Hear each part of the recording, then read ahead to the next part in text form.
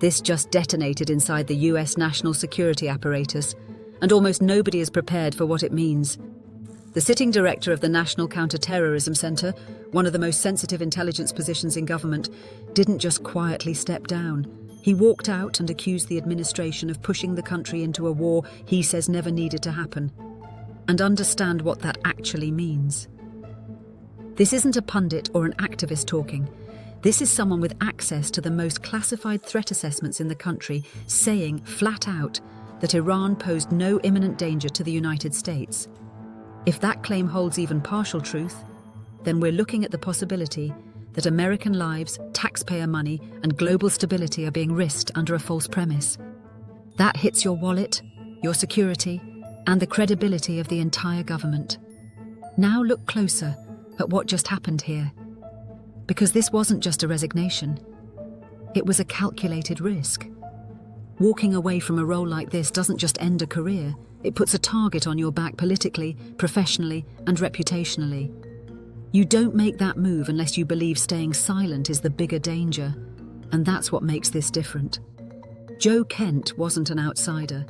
He was deeply aligned with the America First wing, a loyalist, someone who believed in pulling back from endless wars. So when someone like that suddenly says, "We were misled," that signals a fracture inside the very coalition that justified this policy direction. Here's the pattern most people are missing. Major wars often begin with a tight inner circle controlling intelligence narratives, while dissent stays buried. We saw it in the lead-up to Iraq. Internal doubts existed, but they didn't explode into public view until it was too late. What makes this moment different is the timing. This dissent is happening early, before the conflict fully hardens into long-term policy. And look at the incentives.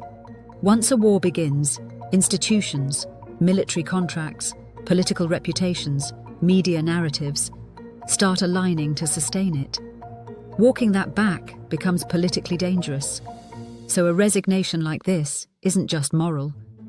It's a warning that insiders may already see no clear endgame. Now watch what's already starting to unfold. The counter-narrative is forming in real time. Critics are beginning to frame this as a disgruntled exit, to emphasize complexity, to shift focus away from the core claim. That's how these moments get contained. And inside the system, this kind of move doesn't just create headlines, it creates distance. Allies go quiet, doors start closing, the pressure builds before the public even sees it. But here's where that falls apart. If this were just noise, it wouldn't come from someone at this level, with this much to lose, in such a public way. High-level officials don't detonate their careers lightly, and historically when they do, it signals deeper internal conflict that hasn't surfaced yet. So the real question isn't just whether he's right or wrong, it's what happens next. Does this get isolated, discredited, turned into a warning for anyone else thinking of speaking out? Or is this the moment that cracks something open?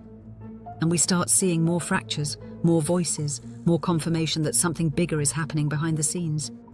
Because history tells us something uncomfortable. Wars don't just depend on decisions at the top, they depend on silence everywhere else. So zoom out.